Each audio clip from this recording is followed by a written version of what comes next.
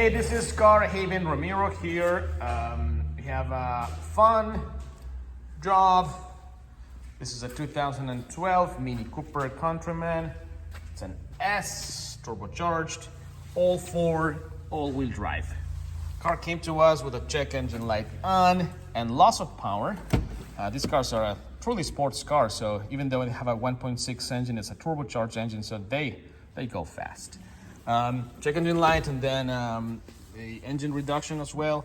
We did a scan on the vehicle and we found those codes in the engine control module. So you can see there at the bottom, combustion misfires, and then the first two are the ones that are interesting: the charging pressure control, pressure too low, and the blow-off valve. And as you guys probably know, BMW, Mini, and most manufacturers now consider the turbocharger a wear item, meaning that you should expect to change it at some point in time. So we're gonna run some tests to see if there's any,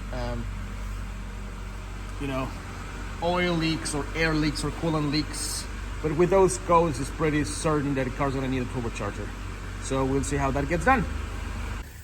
So continuing with turbocharger replacement in this 2012 Mini R60, we have the old unit out here. As you can see, it's a Borg Warner unit. There you go. Mini Cooper does not make turbochargers; they buy them from Borg Warner. That's the unit that we replace. That's our choice for replacements. It's a pretty big job, so I have to have, the whole front has to come out. And then the turbo is right here in the front. You see here, this is the new turbocharger unit. Nice and shiny. That's a Borg Warner, as you can see.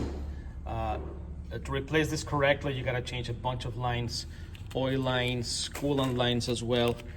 And then we also use super high quality liquid moly turbocharger additive. Since the valve cover has to come out, we also replace that. For that kind of work, the whole assembly is required. We don't recommend replacing just the gaskets, but the whole thing is an original Mini part. So sometimes it makes sense to use aftermarket, high quality aftermarket parts like this Borg Warner, premium European. Sometimes it makes sense to use the original part. Just depends on the nature of the assembly, right? And now, this is the end result.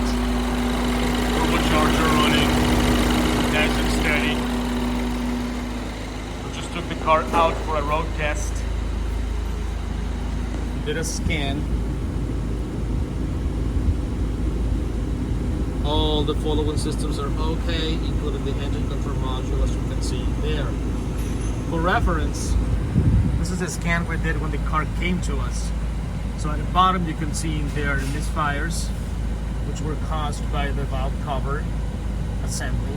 And then these two codes in here, those are related to the turbocharger, charging pressure control, and the blow-off valve code. There you go.